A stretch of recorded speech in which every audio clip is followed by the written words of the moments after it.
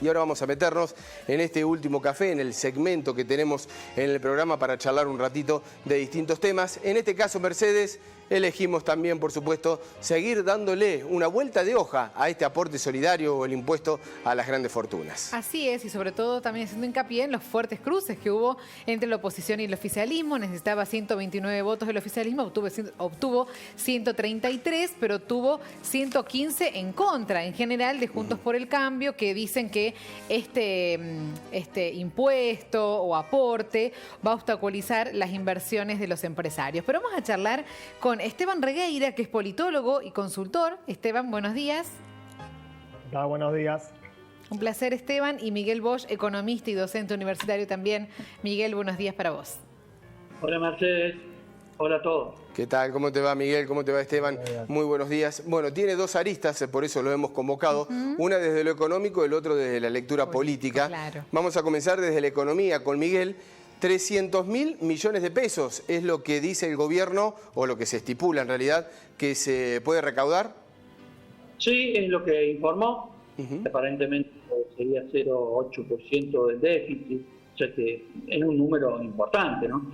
Si pensamos que se emitió, y a fin de año probablemente se terminen emitiendo 1.500 millones de pesos, o sea, es un 20% menos de emisión, por el caso. Así Claro. que sí. Según sí, el esa es la gobierno... proyección. Bueno, dime, Mercedes, perdón. No, que según el gobierno es para sofocar los efectos de la pandemia. Mariano hace un ratito hablaba de este tema y se preguntaba, ¿alcanza esto? ¿Es suficiente? Porque es por única vez este aporte que harían las personas que tienen, bueno, grandes fortunas. Sí, es por única vez. Alcanzar es relativo, en realidad no. Lo que se llevó la pandemia y lo que va a seguir llevando la pandemia es muy caro, muy costoso. Indiscutiblemente, y en eso primero voy a fijar una posición para que no haya ninguna duda. Es decir, quienes tienen que soportar el costo de esto no es aquel que es pobre, eso desde ya hay que empezar a ponerlo bien en claro, y aquel que pueda tenerlo es quien tiene que contribuir. En cualquier lugar del mundo hubo muchos, pero muchos casos. Bueno, creo que al final, a ver, Italia, España, Suiza, podríamos nombrar muchísimos casos que también rondan el 2 al 3, 4% de alícuota de riqueza. O sea que eso es algo que se ha generalizado, que en algún momento dado nosotros dijimos que la excepcionalidad amerita tomar medidas y decisiones excepcionales. No nos cabe ninguna duda. Si me permiten, creo que es importante ver todas las aristas desde el punto de vista económico de esto. O sea, estoy totalmente de acuerdo con que tiene que contribuir quien puede contribuir. Tengo una visión, creo que ya la he manifestado de muchas formas. Yo tengo una visión amigable hacia el empresariado y hacia el empleador en general. Digo, o sea, yo no soy una persona que dice que el capitalista es mala persona. Obviamente que tengo una mirada muy positiva y de atención especial hacia aquel que no tiene ingreso y es pobre. Así que en ese punto, creo que incluso si se implementan bien, y se implementan de manera razonable, debería, en todo lado del mundo hubo aceptaciones, incluso del lado de quienes, en este caso, no son empresarios, sino que ya son tenedores en general de fortunas de empresas, que son, eso justamente mencioné. Hablé de capitalistas de esa manera.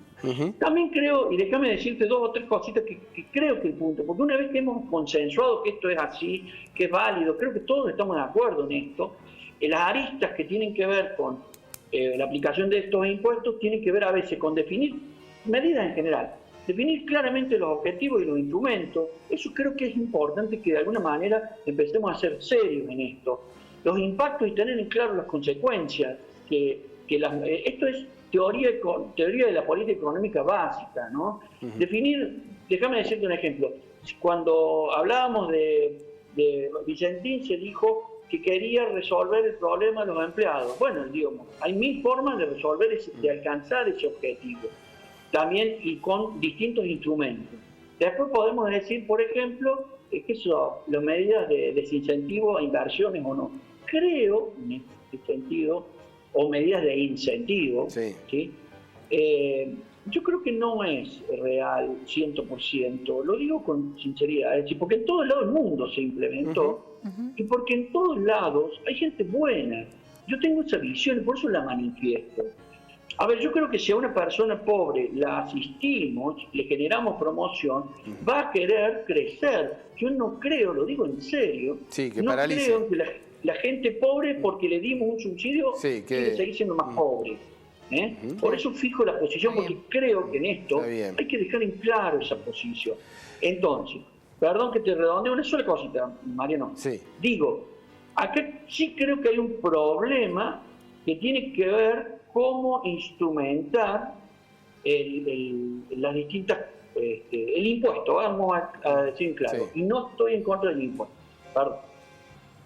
Bien, no, queda claro y le traslado la pregunta a Esteban, porque es muy difícil estar en desacuerdo con Miguel, con esa mirada que está dando. Pero ¿y entonces por qué en la Argentina todo es tan polémico? Allí hay una lectura obviamente desde la política, yo creo que es bien coyuntural, es un escenario político en cual la oposición, o en este caso la oposición intenta aprovechar, pero también desde lo ideológico queda hasta medio en el aire el debate ideológico. Por eso hago la diferencia, me parece que es más político.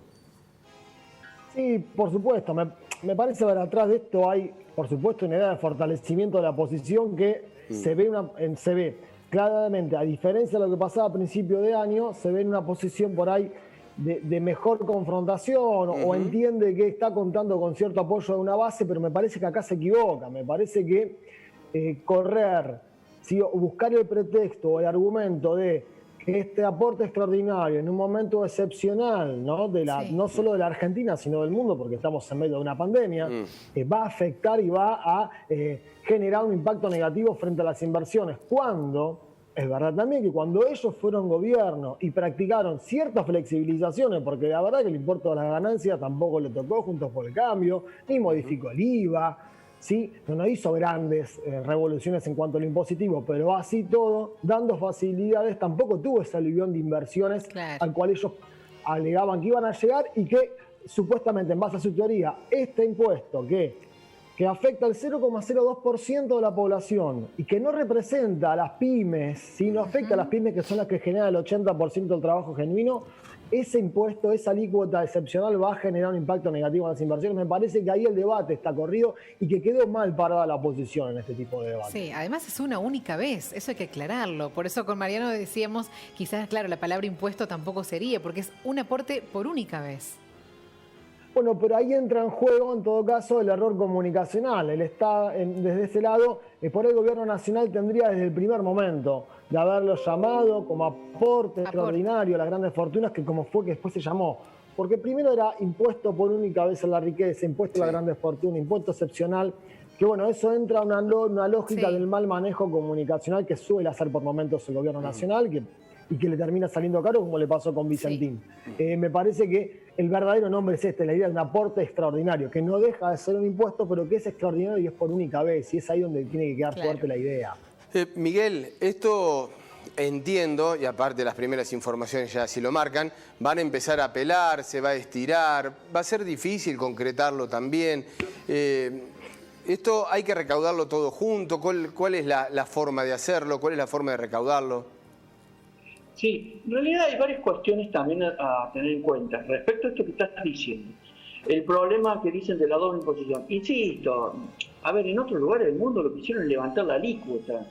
O sea, en vez de hablar de bienes personales, levantaron de un nuevo aporte, levantaron la alícuota. Creo que estratégicamente, por eso quería hablar de cómo hicieron los instrumentos, está mal implementado, porque les da pie a muchos a tener razones para disputarlo, o discutirlo.